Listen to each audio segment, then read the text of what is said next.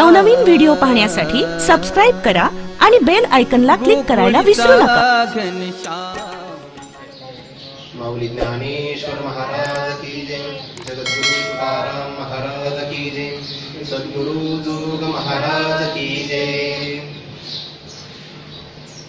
नमो ज्ञानेश्वरा, नमो ज्ञानेश्वरा, निवृत्ती उदारा सोपान देवा, मुक्ताबाई नमो त्रिभुवन पावनी, आद्यत्रय जननी देवांची, जयांचे केलिया स्मरण, होय सकळ विद्यांचे अधिकरण, तेचे वंदू श्री चरण श्री गुरूंचे, ते नमस्कारोनी आता। कैवल्य साम्राज्य चक्रवर्ती विश्व माऊली ज्ञानोबाराय सकल संत महापुरुषांच्या, सकल गुरुजनांच्या कृपाशीर्वादाने आपण देवर्षी नारदांच्या मुखातून प्रगट झालेल्या भक्ती सूत्र नामक या ग्रंथाचं चिंतन करण्याचा एक शुभ संकल्प आणि तत्संबंधाने आपण विचार करत असताना नारद महर्षींनी पहिल्या सूत्रामध्ये आपण कोणत्या ग्रंथाची योजना करणार याची प्रतिज्ञा केली आहे, त्याचा विचार विस्ताराने पाहिला आणि यानंतर पुढील दोन सूत्रामध्ये अर्थात दुसऱ्या आणि तिसऱ्या क्रमांकाच्या सूत्रामध्ये जे भक्तीचं स्वरूप आहे त्या स्वरूपाचाही नारद महर्षी विचार सांगतात। आता यानंतर येणारी जी काही पुढची सूत्र आहेत प्रामुख्याने चौथ्या आणि पाचव्या सहाव्या क्रमांकाच्या सूत्रामध्ये भक्तीच्या फलाचा विचार येणार आहे। पण तत्पूर्वी अथातो भक्तिम व्याख्यास्यामः, ज्या भक्तीचं तुम्ही व्याख्यान करणार त्या भक्तीचं नेमकं काय स्वरूप आहे, भक्ती कशाला म्हणतात याचा विचार नारद महर्षींनी दुसऱ्या आणि तिसऱ्या क्रमांकाच्या सूत्रामध्ये सांगितला आहे। भक्ती ही अंतःकरणाची वृत्ती आहे। भक्ती आहे काही दिसण्याचा डोळ्याचा विषय नाही, ती अंतःकरणामध्ये असणारी अंतःकरणाचीच वृत्ती आहे। तशा अंतःकरणाच्या अनेक प्रकारच्या वृत्ती असतात। म्हणजे अंतःकरण जर द्रवीभूत झालं, स्निग्ध अवस्था प्राप्त झाली तर त्या अंतःकरणाच्या वृत्तीला प्रेम असं म्हणतात आणि प्रेमालाच अपर शब्द म्हणजे दुसरा शब्द आहे भक्ती। अंतःकरणामध्ये जर ज्वलनात्मिका वृत्ती निर्माण झाली तर त्याला द्वेष असं म्हणतात। ह्या अंतःकरणाच्या अनेक प्रकारच्या वृत्ती आहेत, तशी भक्ती सुद्धा एक अंतःकरणाची वृत्ती आहे। नारद महर्षींनी त्याकरता एक शब्द वापरला, प्रेम रूपा सा भक्ती ही, प्रेम स्वरूप असणारी भक्ती आहे असं जर म्हटलं तर मग सामान्य प्रेमाला सुद्धा भक्ती असं म्हणावं लागेल। परंतु नारद महर्षींनी त्याकरता एक शब्द वापरला, सामान्य प्रेमाला भक्ती म्हणता येत नाही, परम प्रेम रूपा, ती अत्यंत श्रेष्ठ प्रेमाची अवस्था आहे। सामान्य प्रेमामध्ये विषय वासना असते, प्रतिफलाची अपेक्षा असते, सामान्य प्रेमापासून मनुष्याला बंधन प्राप्त होतं म्हणजे भीती आहे आणि सामान्य प्रेमामध्ये असूया अधिक असण्याची शक्यता आहे। असूया कशाला म्हणतात, गुणाच्या ठिकाणी दोष पाहणं यालाच असूया असं म्हणतात आणि ज्याच्या अंतःकरणामध्ये असूया आहे तो ज्ञानाचा अधिकारी होऊ शकत नाही। भगवंताने गीतेच्या 9व्या अध्यायामध्ये अर्जुनाला सांगितलं, अर्जुना इदं तुते गुह्यतमं प्रवक्ष्यामि अनसूयवे, मी तुला गुह्य स्वरूपाचं ज्ञान का सांगतो, अनसूयवे, असूये वेगळा आहे, असूयवे वेगळा आहे आणि अनसूयवे वेगळा आहे। असूया कशाला म्हणतात, एखाद्या व्यक्तीच्या ठिकाणी सद्गुण असावे पण ते गुण न पाहता गुणाच्या ठिकाणी दोषारोपण करणं, दोष पाहणं याला असूया असं म्हणतात आणि असूया जर असेल तर तो ज्ञानाचा अधिकारी होऊ शकत नाही। मग असूया संपन्न असणारा भक्तीचा अधिकारी होईल का, अर्थात होणार नाही। म्हणून सामान्य प्रेमामध्ये असूया अधिक असण्याची शक्यता असते। म्हणून तर नारद महर्षींनी शब्द वापरला, परम प्रेम रूपा, ती भक्ती कशी आहे, परम प्रेम स्वरूपाची आहे, श्रेष्ठ प्रकारचं प्रेम।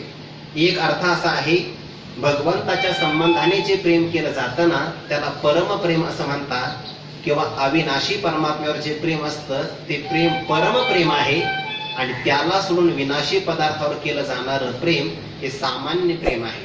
सामान्य प्रेमामध्ये कसं असतं, एखादा विषय त्यापेक्षा श्रेष्ठ प्राप्त झाला तर मागच्या विषयाचा विसर पडतो, त्याला खरं प्रेम म्हणत नाही। म्हणून तर काल आपण विषय असा बघितला, लोभी पुरुषाचं धनावर प्रेम आहे, सामान्य प्रेम आहे ते म्हणजे सामान्य विषयत्व आहे, परंतु त्यापेक्षा पुत्रावर अधिक प्रेम आहे. पुत्रापेक्षा आपल्या शरीरावर अत्यधिक प्रेम आहे. आपल्या शरीरापेक्षा आपल्या इंद्रियावर आपलं प्रेम आहे. इंद्रियांच्या पेक्षा आपल्या प्राणावर आपलं प्रेम आहे आणि प्राणापेक्षाही आपल्यावर प्रेम आहे.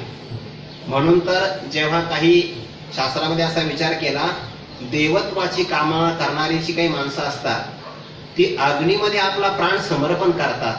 कारण त्यांना माहिती आहे जर अग्नीमध्ये आपण आपलं शरीर समर्पित केलं तर आपल्याला उत्कृष्ट गती प्राप्त होणार.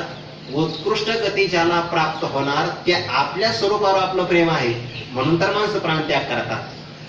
किंवा युद्धामध्ये एखादा क्षत्रिय प्राणत्याग करतो, कशा करतात? हतो वा प्राप्स्यसि स्वर्गम जित्वा वा भुक्षसि महीम. जर युद्धामध्ये प्राणत्याग झाला तर त्याला स्वर्गाची गती आहे आणि ज्याला स्वर्गाची गती मिळते त्याच्यावरच त्याचा अत्यधिक प्रेम म्हणजे आपल्यावर प्रेम असल्यामुळे तो प्राणत्याग करू शकतो. याचा अर्थ काय झाला? आपल्यापेक्षा अत्यधिक प्रेम मनुष्याचं कोणावरही नसतं.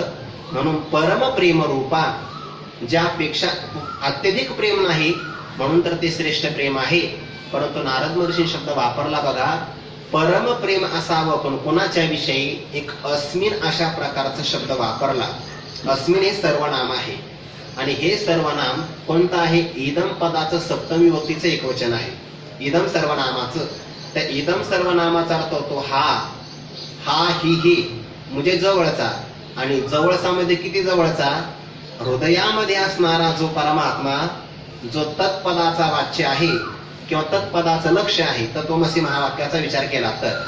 म्हणून सर्वात श्रेष्ठ असणारा जे सर्वनाम जे सर्वांचं आहे त्याला तत् असं म्हणतात. आणि तत्स्वरूपाने सांगितला गेलेला परमात्मा सर्वांच्या हृदयामध्ये आत्मरूपाने विराजमान असतो. आणि म्हणून तस्मिन असा शब्द न वापरता अस्मिन शब्द वापरला.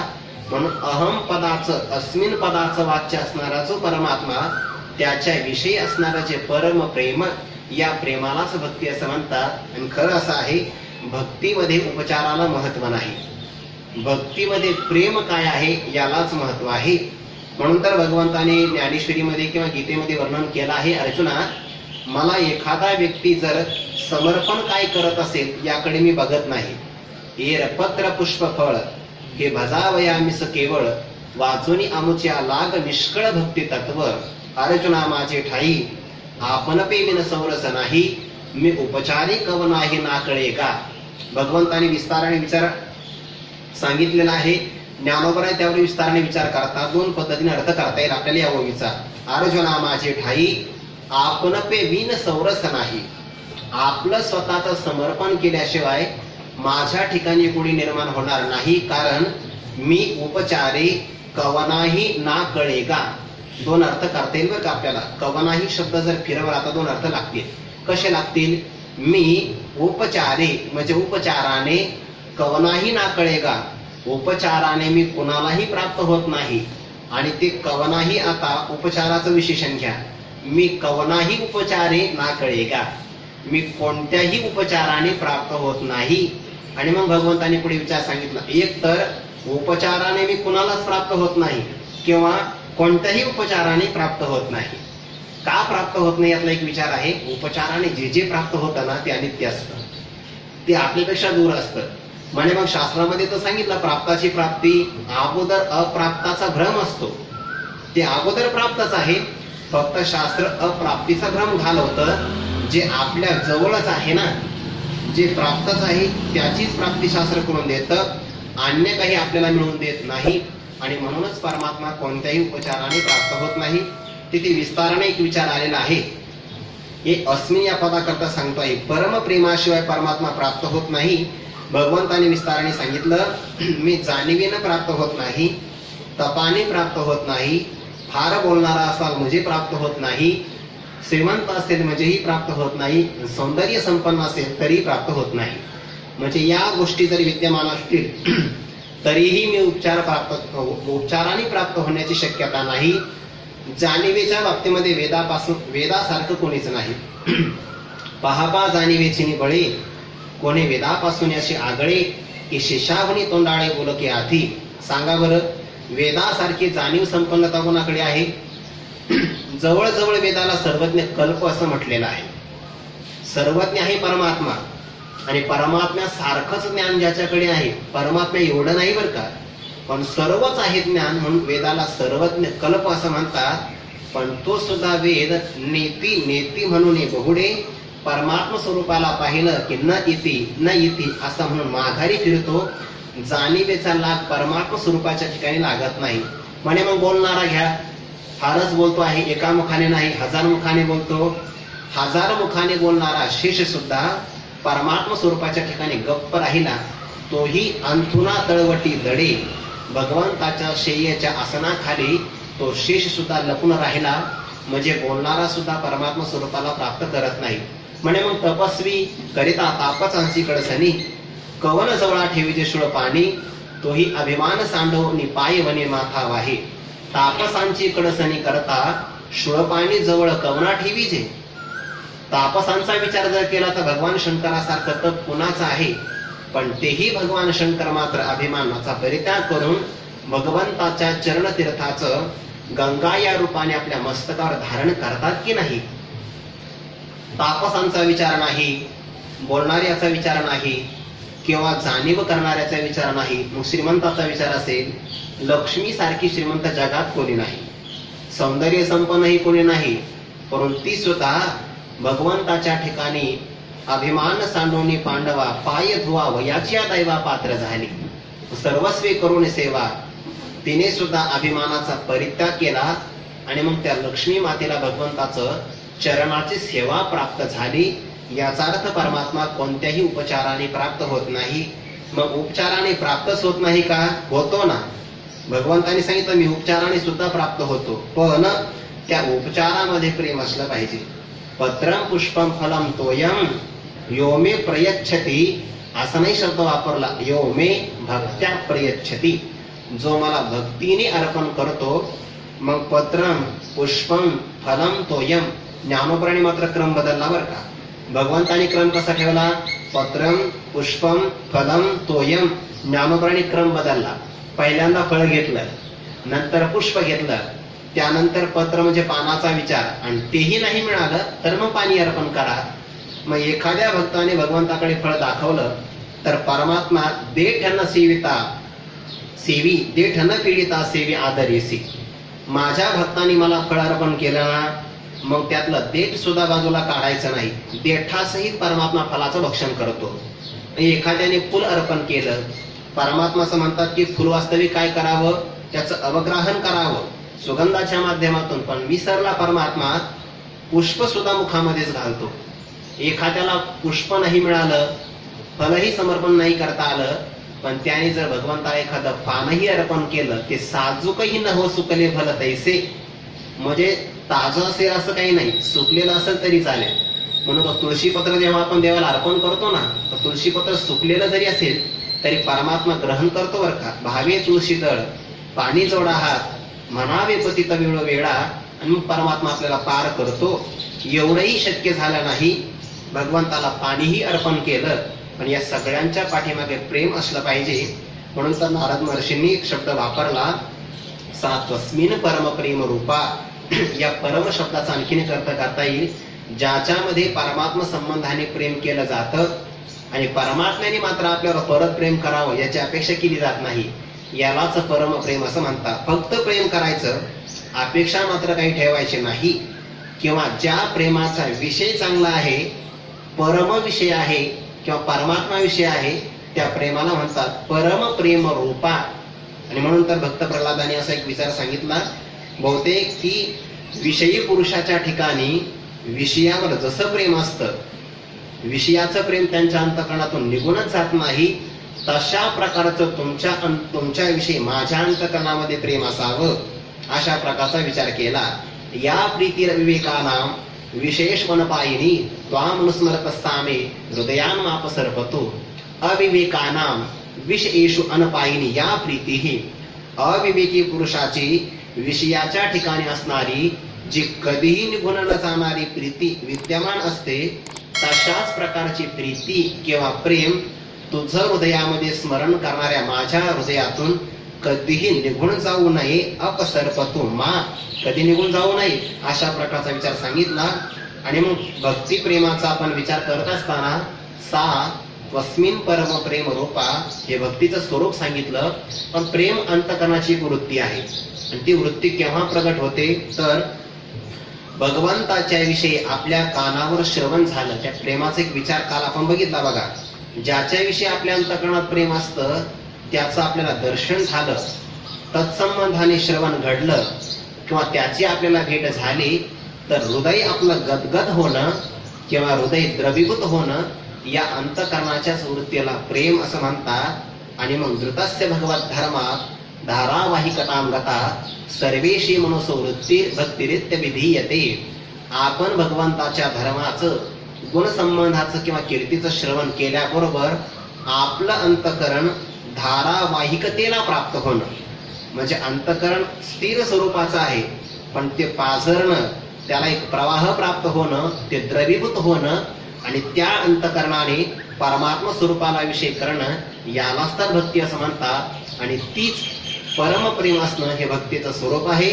सा तस्मिन परमप्रेम रूपा असं एक आपण विचार केला किंवा आणखीनही शांडिल्य ऋषीने या भक्तीचा एक विचार सांगितला. सा परानुरक्ती ईश्वरी, ईश्वराच्या ठिकाणी अतिशय परानुरक्ती अनुरक्ती असणं, श्रेष्ठ प्रकारची अनुरक्ती तिलाच तर भक्ती असं म्हणतात. म्हणून दुसऱ्या सूत्रामध्ये परम प्रेम रूपा असं भक्तीच्या स्वरूपाचं वर्णन केल्यानंतर आणखीनही नारद महर्षी त्या भक्तीचं स्वरूप एका अंगाने सांगतात. अमृत स्वरूपाच च म्हणजे आणि ते नुसती परम प्रेम रूप आहे असं नाही बरं का, अमृत स्वरूपाची स्वतः आहे. आता अमृत स्वरूपाची आहे असं म्हणल्यानंतर या अमृत शब्दाचे काही अर्थ होतात, ते अर्थ आपल्याला पाहणं गरजेचं आहे. शब्दकोशामध्ये अमृत शब्दाचे अनेक अर्थ असतात. त्यापैकी अमृत शब्दाचा अर्थ होतो जे मधुर असतं, जे गोड असतं किंवा ज्याची रुची आपल्याला घ्यावीशीच वाटते त्याला अमृत असं म्हणा. किंवा ज्याच्यामध्ये विनाशित्व नाही, मृत म्हणजे मेलेला आणि विनाश म्हणतात त्याला. जे अविनाशी तत्व आहे त्याला सुद्धा अमृत असं म्हणतात. किंवा यज्ञ केल्यानंतर जे अवशिष्ट राहतं त्याला सुद्धा अमृत असं म्हणतात. यज्ञ शिष्टा अमृत भुजो यांती ब्रह्म सनातनम श्रीमद भगवद्गीतेमधला हा विचारच आहे. यज्ञाच्या अवशिष्ट जे राहिलं त्यालाच अमृत असं म्हणतात. आपल्याला क्रमाक्रमाने हा विचार करता येईल. कसा विचार करायचा? पहिल्यांदा यज्ञाचे अवशिष्ट राहिलं त्याचा आपण आता विचार करूया. स्वधर्माला यज्ञ असं म्हटलं 3ऱ्या अध्यायामध्ये. आणि मग मनुष्याला स्वधर्माचं पालन केल्यानंतर ज्या देवता प्रसन्न होतात त्या देवतांच्या माध्यमातून आपल्याला संपत्ती मिळते. पण त्या संपत्तीचा विनियोग आपण कसा करावा? गुरु गोत्र अग्नी पूजी अवसरे भजे द्विजी निमित्तादिकी यजे पितरो देशे या यज्ञ क्रिया उचिता यज्ञेशी हवन करिता भूतशेष स्वभावता उरे जे जे ते सुखे आपुली घरी कुटुंबीसी भोजन करी की भोग्याची ते निवारी कल्मशाते. हे अमृताचा आणखीन विशेष आहे. अमृत सेवन केलं तर ज्ञानोबा काय सांगतात? सेविली अमृत सरिता रोग दौडवणी पंडुसुता अमरपण उचिता देवणी घाली. अमृताचं सेवन केल्यानंतर आपल्या ठिकाणी असणारे सगळ्या प्रकारचे रोग जातात. सेविली अमृत सरिता, सरिता म्हणजे नदी. अमृताच्या नदीचं सेवन केल्यानंतर रोग दौडवणी सगळ्या प्रकारचे रोग निघून जातात आणि आपल्याला अमरपणा उचिता देवणी घाली, उचित अमरपणा प्राप्त होते. अमृताचं कार्य आहे. तसं यज्ञाच्या अवशिष्ट जे राहिलं ना ते सुद्धा आपल्या जीवनातले कल्मश दूर करतं आणि म्हणून त्याला अमृत असं म्हणतात. पण कसं कल्मश दूर करतं? पाठीमागच्या या ओव्यांचा आपल्याला विचार करायचा आहे. मनुष्याने आपल्याला संपत्ती जर मिळाली तर त्याचा विनियोग कसा करावा? गुरु गोत्र अग्नी पूजी अवसरे भजे द्विजी निमित्तादिकी यजी पितरो देशे या यज्ञ क्रिया उचिता. मनुष्याने आपल्याला संपत्ती मिळाली तर गुरूंचं पूजन करावं, सद्गुरूंचं पूजन. त्यानंतर आपला गोत्र संबंधाचा विचार आहे, त्या सगळ्या नातेवाईकांचाही विकास करण्याकरता विनियोग करावा. अग्नीचं पूजन करावं म्हणजे अग्नीमध्ये हवन करावं. त्यानंतर अवसरे भजे द्विजी, जर आपल्याला योग्य देश कालाचा प्रसंग प्राप्त झाला तर तीर्थक्षेत्रामध्ये द्विज म्हणजे ब्राह्मण यांना जेव घालावं. नंतर निमित्तादिकी यजी पितरोद्देशी, पितरांच्या उद्देशाने नैमित्तिक कर्म प्राप्त झालं तर त्यांचा सुद्धा आपण विचार करावा किंवा यजन करावं. आणि या सगळ्या यज्ञाच्या क्रिया संपन्न झाल्यानंतर जे द्रव्य आपल्या हातामध्ये अवशिष्ट राहतं त्याला यज्ञशिष्ट अमृत असं म्हणतात. आणि मग त्या संपत्तीचा जर आपण विनियोग केला किंवा आपल्या करता वापर केला तर ते आपल्या ठिकाणी असणारं कल्मश म्हणजे पाप दूर करतं. जसं अमृत रोगाला निवृत्त करतं तसं यज्ञामध्ये अवशिष्ट राहिलेलं शेष द्रव्य त्याला सुद्धा अमृत असं म्हणतात. हा एक अमृताचा अर्थ आहे. किंवा स्वर्गामध्ये जे पेय आहे त्याला अमृत असं म्हणतात. ज्ञानोबा म्हणतात त्याला अमृत असं म्हणूच नका. काय अमृत म्हणायचं त्याला? ते फक्त वरवरचं अमृत आहे, खरं अमृत ते नाहीच. का अमृत नाही? ज्ञानोबा विचार सांगतात बघा 10व्या अध्यायामध्ये, जे काळकुटाचे सहोदर मृत्यू घेणे प्याले अमर तरी देहाचे पुरंदर 14 जाती ऐसा कवन एक अक्षरा तिचा रस जया वायाच्या मृदपणाचा आभास. ज्ञानोबा चिंता सांगतात. तेच ज्ञानोबा 9व्या अध्यायामध्ये चिंतन करत असताना स्वर्गाचा विचार सांगतात की नाही, जे अमृताची कोठारे असं म्हटलं आहे की स्वर्गामध्ये पिण्याकरता अमृत आहे. पण 10व्या अध्यायामध्ये मात्र अमृताचा एक विशेष सांगतात किंवा त्याच्यावर टिप्पणी करतात. अमृत कसं आहे म्हणे, हे अमृता काळकुटाचे सहोदर. हलाहल नावाचं विष ना, त्या हलाहल नावाच्या विषाचा हे सख्खा भाऊ आहे म्हणे. आणि मग सख्खा भाऊ असल्यामुळे त्या काळकुटामध्ये असणारे काही ना काही गुण किंवा दोष याच्यामध्ये सुद्धा आले आहे ना. जे काळकुटाचे सहोदर मृत्यूच्या भीतीमुळे अमर म्हणजे स्वर्गातील देव या अमृताला प्राशन करते झाले. पण काय करावं, अमरपणा करता घेतलं त्यांचं सुद्धा मरण ते निवारण करू शकलं नाही. कारण देहाचे पुरंदर 14 जाती. देहाचे म्हणजे एका दिवसामध्ये, आणि पुरंदर म्हणजे इंद्र, स्वर्गाचा राजा असणारा इंद्र जो कायमच अमृताचं सेवन करतो. पण तो सुद्धा ब्रह्मदेवाच्या एका दिवसामध्ये असे 14 इंद्र पदावर येतात आणि राजीनामा देऊन निघून जातात. म्हणजे त्यांना जावं लागतं. मग खरं सांगा, जर ब्रह्मदेवाच्या 12 तासामध्ये 14 इंद्र जात असतील, एक तास सुद्धा त्यांच्या वाट्याला येत नाही. मग एका दिवसामध्ये जर 14 इंद्र जात असतील किंवा मरणाला प्राप्त होत असतील तर त्या अमृताला अमृत असं म्हणता येईल का? वायाचे अमृतपणाचा आभास त्याला सुद्धा अमृत असं म्हणतात. पण तेही अमृत आपल्याला या ठिकाणी घेता येणार नाही. किंवा अमृत शब्दाचा एक मोक्ष असा अर्थ होतो. यच ज्ञात्वा अमृतमश्नुते, भगवद्गीतेमधलाच हा विचार आहे. अमृतम चैव मृत्युश्च सदसच्चाहम अर्जुन. भगवंताला सुद्धा अमृत असं म्हणतात किंवा परब्रह्माला अमृत असं म्हणतात. थोडक्यात मोक्ष, परब्रह्म हे सगळे एक शब्द एकार्थवाचकच आहे. आणि म्हणून मोक्षाला प्राप्त करून देणारी भक्ती असल्यामुळे भक्तीला अमृत स्वरूपा असं म्हणतात. मोक्षालाही प्राप्त करून देणारी आहे. भक्तीचं सेवन आपण करा. भगवंताने भागवतामध्ये पण हा विचार सांगितलेला आहे. मयी भक्ती भूताना अमृतत्वाय कल्पते. माझी असणारी भक्ती ही कोणत्याही असणाऱ्या प्राणी मात्राला अमृत स्वरूपाची प्राप्ती करून देणारी आहे. भक्तीचं सेवन करा, मोक्ष मनुष्याला सहज प्राप्त होईल. मुखीनाम हाती मोक्ष ऐशी साक्ष बहुतांची. याचाच अर्थ असा होतो की भक्तीच्या माध्यमातून मनुष्याला मोक्षही प्राप्त होतो. याकरता भागवतामध्ये कसं उदाहरण दिलं आहे, जसं अग्नीमध्ये जर आपण सोनं टाकलं, सोन्याच्या प्रामुख्याने 4 कसोटी असतात. सोनं शुद्ध आहे की नाही पाहण्याकरता त्या सोन्याचं पहिल्यांदा त्याच्यावर एक आम्ल परीक्षण करतात. आम्ल परीक्षण म्हणजे त्याच्यावर ऍसिड टाकतात. सोन्याला डाग पडत नसतो, कलंक नाही लागत सोन्याला. त्यामध्ये सोनं नाही कळालं तर सोन्याला घासतात एका कसोटीच्या दगडावर. आणि जर त्यामध्ये पितळ मिश्रित असेल तर मग ते पितळ उघडं पडतं. पितळ उघडं पडलं असं आपण म्हणतो की नाही. दुसरी कसोटी आहे. त्यानंतर सोन्याला ताडण करतात, म्हणजे सोन्याला ठोकतात. मग सोन्याचा तुकडा नाही पडत, त्याचा कितीही लंब स्वरूपाचा आकार तयार होऊ शकतो. आणि यामध्येही सोनं नाही कळालं तर त्या सोन्याला अग्नीमध्ये टाकतातच. आणि अग्नीमध्ये सोनं टाकलं की त्यामधला असणारा हिरकस भाग जळून जातो आणि शुद्ध असणारा भाग प्राप्त होतो. जसं यथा विनाही मलम जहाती मातम पुनस्वम भजते च रूपम आत्मा तु कर्मानुशयम विधोय मद्भक्ती योगेन भजत्यथो माम. भागवतामधला हा विचार आहे. जसा अग्नीच्या माध्यमातून सोन्याच्या ठिकाणी असणारा मल निघून जातो आणि सोनं आपल्या शुद्ध स्वरूपाला प्राप्त होतं, अगदी तसंच आत्मात्व कर्मानुशयम विधूय मद भक्ती योगेन, माझ्या भक्तीच्या योगाने जो जीवात्मा आपल्या ठिकाणी असणारे कल्मश याला दूर करून अर्थ त्यानंतर माम भजती, माझ्या स्वरूपाला प्राप्त होतो. आणि भगवंताच्या स्वरूपाला प्राप्त होणं म्हणजेच मोक्षाला प्राप्त करणं आहे. म्हणजे बघा, जसं यज्ञामध्ये अवशिष्ट राहणार अमृत कल्मशाला दूर करतं, तशी भक्ती सुद्धा दोषाला दूर करते. आपल्याला अनेक प्रकारची पुराणामध्ये उदाहरणं बघायला मिळतात. जसं की वाटपाडा कोळीकू आहे, भक्तीच केली की नाही, नामस्मरणामध्ये सगळ्या प्रकारचं पाप निवृत्त झालं. किंवा तृण अग्निमिळे समरस झाले, तैसे नामे केली जपता हरी, म्हणून कल्मशाला दूर करणारी भक्ती आहे, म्हणून तिला अमृत असं म्हणा. किंवा भक्तीच्या माध्यमातून परब्रह्म स्वरूपाची आपल्याला प्राप्ती होते आणि परब्रह्माला अमृत असं म्हणतात, म्हणूनही भक्तीला अमृत स्वरूप असं म्हणा. दुसरा अर्थ झाला. आणि तिसऱ्या अर्थाचा आपल्याला विचार करता येईल.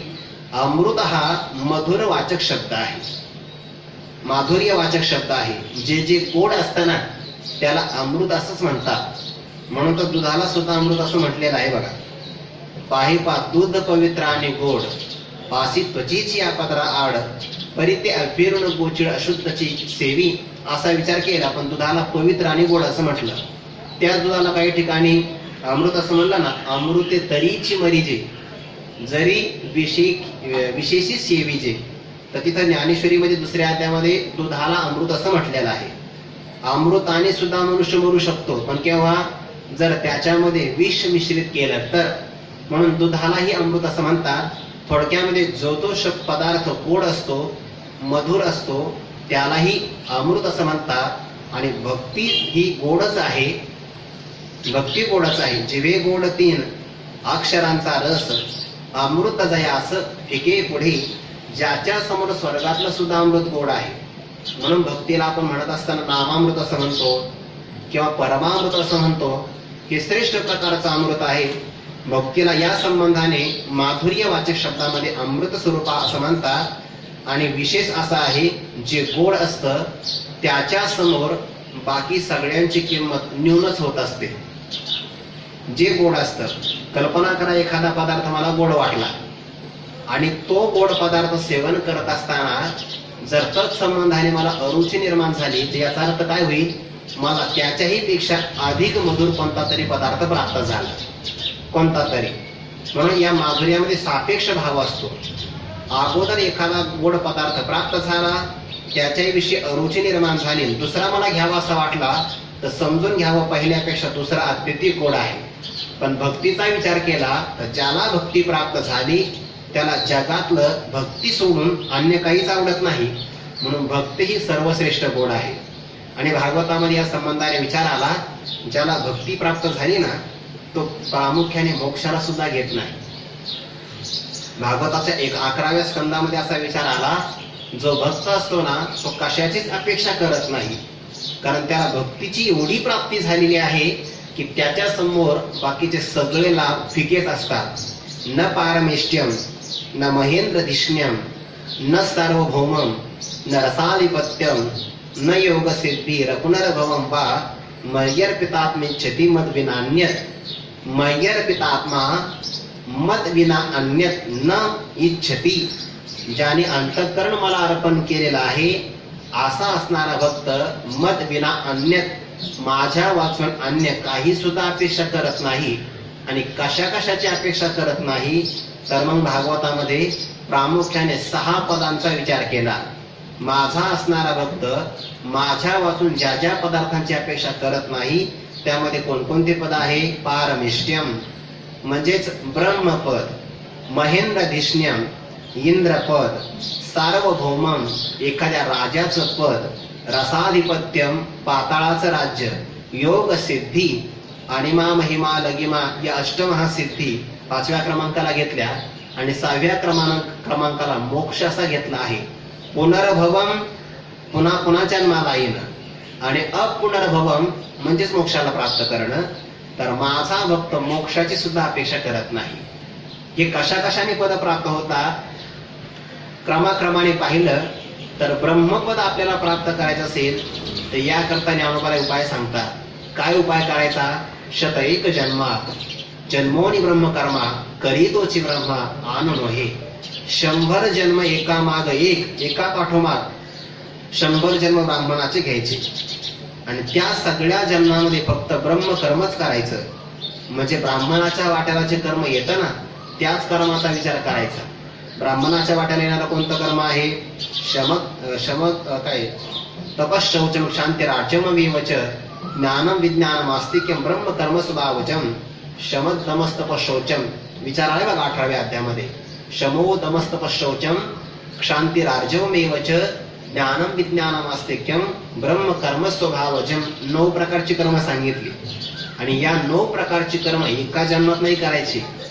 एका पाठोपाठोमाग 100 जन्मामध्ये हेच कर्म करायचं. 101 जन्मा जो जन्मोनी ब्रह्म कर्मा करी तोची ब्रह्मा आणनोही. तोच ब्रह्मपदाला प्राप्त होतो, दुसरा कोणीही प्राप्त होत नाही. म्हणजे ब्रह्मदेवाचं पद श्रेष्ठ आहे की नाही? ब्रह्मदेवा इतकं आयुष्य कोणालाच नाही, ब्रह्मदेवासारखं आयुष्य कोणाचं नाही. पण तरी सुद्धा भगवत भक्त या ब्रह्मपदाची अपेक्षा करत नाही. त्याचं कारण असं आहे, ब्रह्मपदा एवढं आयुष्य कोणालाच नाही. हे जरी खरं असलं तरी पण ब्रह्मदेवाला सुद्धा पुनरावृत्ती आहेच. कैसे थोरीचे मानप आहे पा तो सृष्टीपिताचा साठोपा परी पुनरावृत्तीच्या मापाशी झाला. पुनरावृत्तीचं जे काही माप असतं ना या मापामध्ये शेवटचं माप कोणतं असेल तर ते ब्रह्मदेवाचं आहे. एरवी ब्रह्मपणाची भडसे न चुकतीची पुनरावृत्तीची वळसे. म्हणून तर ब्रह्मभुवनान लोका पुनरावृत्ती अर्जुन मामुपेत्य तो कोणतेही पुनर्जन्म न विद्यते. म्हणून भगवत भक्त या ब्रह्मपदाची सुद्धा अपेक्षा करत नाही. कारण ब्रह्मादिक पदे दुःखाची शिराणी. ब्रह्मदेवाला सुद्धा तानच आहे की नाही? सगळ्या प्राणी मात्राचं कर्म बघायचं, त्या कर्मानुसार देह निर्माण करायचे आणि सगळ्याला एक एक देह प्रदान करायचा. म्हणून न पारमेष्ट्यम परमेष्ठी पदा तुच्छ मानिती सर्वदा. भगवंताचे भक्त या परमेष्ठी पदाची अपेक्षा करत नाही. का? अमृत स्वरूप भक्तीची प्राप्ती झाल्यामुळे त्यांना ब्रह्मपद सुद्धा गोड वाटत नाही. म्हणे मग इंद्रपद, इंद्रपदाचा काय विचार घेऊन बसले? तेतम भक्त्वा स्वर्ग लोकम विशालम क्षिणे पुण्यमर्त्य लोकम विशंती शतमक संपत्ती स्वर्गेची ये. आता बघा 100 जन्म ब्राह्मणाचे घेतले, ब्रह्मकर्म केलं की ब्रह्मपदाची प्राप्ती. पण एका जन्मामध्ये जर 100 यज्ञ केले तर 100 यज्ञामध्ये इंद्रपदाची प्राप्ती. शतमक संपत्ती स्वर्गीची मख म्हणजे यज्ञ. 100 यज्ञ एका जन्मात करा. मनुष्याला 100 यज्ञ झाल्याबरोबर इंद्रपदाची प्राप्ती होते. भगवत भक्त इंद्रपदाची अपेक्षा नाही करत. का करत नाही? कारण मुळामध्ये इंद्राला सुद्धा पाय उतार व्हावं लागतं. मग तया पुण्याची पावटी सरे सवेची इंद्रपणाची उठी उतरे येऊ लागती माघारी मृत्यू लोका. आणि मग काय आहे? मग अपेक्षाच व्यर्थ आहे. अगा स्वप्ने निधान पावे करीचे इल्या हरपे आघवे तैसे स्वर्ग सुख जाणावे वेदज्ञाचे. म्हणून अर्जुना असा जरी कोणी असेल आणि इंद्रपदाला जरी प्राप्त झाला तर तिथे सुद्धा त्याला 100 यज्ञाचं पुण्य संपल्याबरोबर अधोगती आहे. म्हणून भगवत भक्त न पारमेष्ट्यम न महेंद्रधिष्ण्यम इंद्रपदाची अपेक्षा करत नाही. पण मग मृत्यू लोकाची अपेक्षा करत असेल त्याची सुद्धा अपेक्षा नाही करत. कारण मृत्यू पदातलं असणारं जे पद असतं ना त्याच्यामध्ये दुःख हरण करण्याचे सामर्थ्य नाही. याचा असणारा प्रमाणाचा विचार भगवत भक्त अर्जुनाने दुसऱ्या अध्यायामध्ये केलेला आहे. हे परमात्मन नहि प्रपश्यामि ममापनोद्या यच्छोकमुच्छोषणमिंद्रियाणाम अवाप्य भूमावसपत्न वृद्धम राजम सुराणाम अपिचाधिपत्यम येत पृथ्वीतळाप होईल. हे महेंद्र पदही पाहिजे परिमोह हान फिटेल मानसीचा. या पृथ्वीवरचं राज्य मनुष्याला कसं असावं? निष्कंटक असावं आणि पुन्हा ते समृद्ध असावं. कल्पना करा आपलं राज्य निष्कंटक आहे म्हणजे आपला देश निष्कंटक, शत्रू कोणीच नाही, खायलाच काही नाही तरी चालत नाही. खायला भरपूर आहे पण शत्रू आहे तरी चालत नाही. म्हणून राज्य जर प्राप्त करायचं असेल तर त्या राज्याला शत्रू कोणताच नसावा आणि ते राज्य समृद्ध असावं. भूमौ असपत्नम वृद्धम म्हणजे समृद्ध राज्य जरी प्राप्त झालं आणि जरी असपत्नम तरी सुद्धा हा शोक नाहीसा ते करू शकत नाही. आणि म्हणूनच भगवंताचे भक्त न सार्वभौमम या सार्वभौम पदाची सुद्धा अपेक्षा करत नाही. न रसाधिपत्यम रसातळ आहे की नाही? अतल वितल सुतल तलातल महातल रसातल आणि पाताळ. पाताळाचा असणारा अधिपत्य असेल त्याची सुद्धा ते अपेक्षा करत नाही, कारण त्याला सुद्धा विनाशच आहे. म्हणजे मग योग सिद्धी जेव्हा भगवताचा भक्त भक्ती करतो त्याला जे प्रतिबंध येतात ना, भागवतामध्ये सुद्धा हा विचार आला बरं का. एकनाथी भागवतामध्ये असा विचार आला, त्या सिद्धीचं वर्णन करणारा एक स्वतंत्र अध्याय आलेला आहे एकनाथी भागवतामध्ये. प्रामुख्याने बऱ्याच सिद्धी सांगितल्या तिथे. अष्टमहासिद्धी आहेत ना, हे अष्टमहासिद्धी मुख्य आहेत. बाकीचे सुद्धा अनेक प्रकारच्या सिद्धी आहेत. पण सिद्धीमध्ये जर तो फसला तर तो परमात्मा पदापर्यंत जात नाही. कल्पना करा, एखादा व्यक्ती काशी यात्रा करण्याकरता निघाला आणि काशी यात्रा करण्यासाठी निघालेला असणारा साधक जर एखाद्या चुकीच्या गावामध्ये गेला तर तो त्या गावामध्येच रममाण होतो. आपल्याला वाराणसीला जायचं आहे हे तर विसरतोच. तसं भगवत भक्ती जर करायला लागला एखादा तर ज्ञानोबा सांगतात त्याला काही जण आडवे येतात. कोण कोण आडवं येतं? तया महेंद्रादिपदे करितापे वाटवधे आणि रिद्धी सिद्धीचे द्वंद्वे पडवणी ठाती काम क्रोधांचे विलग उठावती अनेक आणि शून्यशी अंग झुंज व्हावे की त्याच्या समोर महेंद्रादिक पद येतात आणि त्या पदामध्ये तो अडकला तर मग परमम पदम जे असतं त्या पदाला तो प्राप्त नाही होत. किंवा रिद्धी आणि सिद्धी यांचे असणारे समूह त्याला भेटायला येतात. मग त्याने एखादा शब्द मुखातून उच्चारला की त्याला वाचा सिद्धी असं म्हणतात. तो लहान होतो, मोठा होतो, मनोगत ओळखे मुंगी याचे समुद्रा पहिलीकडे देखे स्वर्गीचा आलोच ऐके पाण्यावरून चालला की पाण्याचा स्पर्श होत नाही. या सगळ्या योग सिद्धी आहेत आणि या योग सिद्धीमध्ये मनुष्याच्या तपाचा नाश होतो आणि म्हणून योग सिद्धी न त्याची अपेक्षा करत नाही. म्हणजे मग सर्वात श्रेष्ठ असणारा मोक्ष त्याची तर अपेक्षा करत असेल, त्याची सुद्धा ती अपेक्षा करत नाही. नाथ महाराजांनी चिंतन फार गोड दिलं आहे. अगोदर मुळामध्ये एखादा भगवत भक्त भगवंतापासून वेगळा असावा, त्याला सायुज्य मुक्ती असं म्हणतात बरं का. सायुज्य मुक्तीमध्ये भगवंताचा भक्त आणि परमात्मा एक रूपतेला प्राप्त होतो. अगोदर मुळामध्ये भक्त वेगळा असावा आणि मग सायुज्य मोक्षाने तो भगवंताशी एकरूप व्हावा असं कधी घडतच नाही ना. तो कायमच एकरूपालाच प्राप्त असतो, कायमचा एकरूप असतो आणि म्हणून सायुज्य मोक्षाची तो अपेक्षा करतच नाही. जया भक्तीची येतुरी प्राप्ती जे कैवल्या ते परवते सर म्हणती जयांचे लिले माझे नेते जयानी दिसे. ज्यांना भक्तीची एवढी प्राप्ती आहे की त्या प्राप्तीमध्ये कैवल्य नाम मोक्षही त्यांच्या समोर आला तर ते मोक्षाला असं म्हणतात की पलीकडे सर आम्हाला तुझी अपेक्षा नाही. मोक्ष सुखा हनो लाता. अर्थात हे कोण म्हणू शकतं? तेच म्हणू शकतात की ज्यांना मोक्ष नित्य प्राप्त आहे. ज्याला प्राप्तच नाही आणि तोही म्हणला की आम्ही मोक्ष सुखाला लात मारू तर हे म्हणणं म्हणजे काय, कोल्याला द्राक्ष आंबट असं आहे ते. तसं नाही, प्राप्त असावं आणि मग प्राप्तीचा तिरस्कार करता येतो ना. माझ्याकडे 1000 रुपये असावे आणि मग मी त्याचा त्याग करावा हे शक्य आहे, पण खिशात 1 रुपया नाही आणि मी लाख रुपयाचा त्याग करतो या म्हणण्याला काही अर्थ नाही. प्राप्त असावं आणि मग त्याचा त्याग करावा याला पुरुषार्थ असं म्हणतात. भगवंताचे भक्त या मोक्ष पदाची सुद्धा अपेक्षा करत नाही, कारण तो मोक्ष त्यांना कायमचाच प्राप्त आहे. मोक्षाची का बरं अपेक्षा करत नाही याचा आणखीन एक अर्थ असा आहे, मोक्षाला जर प्राप्त झालं तर तिथे आनंद रूपता आहे, आनंदाचा भोग नाही. साकार आहे, आनंद रूपता आहे, पण आनंदाचा भोग नाही. आनंदाचा भोग घेण्याकरता कमीत कमी दोघे असावे लागतात. कल्पना करा, एखादा वक्ता एकटाच बोलतो आहे, काहीही पदरी पडणार नाही, कमीत कमी एक तरी श्रोता पुढे असला पाहिजे ना. भगवंत म्हणतात अर्जुना आम्हाला बोलावंच वाटतंय पण काय करावं, ऐकणारच कोणी भेटत नाही. पै आम्हाही वाडे कोडे अखंड बोलो आवडे परी काय की जे न जोडे पुसते ऐसे. पण काय करावं अर्जुना, तुझ्यासारखा मला विचारणारा असाव्यात कुणीच भेटला नाही आणि एकटा अर्जुनासारखा श्रोता भगवंताला मिळाला. मग जगाच्या कल्याणाकरता गीता नावाचा ग्रंथ निर्माण झाला. संवादाकरता कमीत कमी दोघे असावे तर मनुष्याला संवादाचं सुख प्राप्त होतं. तसा आनंदाचा भोग घेण्याकरता कमीत कमी दोघे असावे आणि म्हणून भगवंताचे भक्त आपल्या मूळ स्वरूपाला कोणत्याही प्रकारचा बाध येऊ न देता कल्पित द्वैताचा अंगीकार करता भक्त्यर्थम कल्पितम द्वैतम अद्वैतात् विसुंदरम. अद्वैतापेक्षा असणारं सुंदर कल्पित द्वैत वर काही फार महत्वाचा आहे. कल्पित आहे म्हणजे काय, तात्पुरतं स्वीकारलेला आहे. हाच विचार 12व्या अध्यायामध्ये सुद्धा आलेला आहे.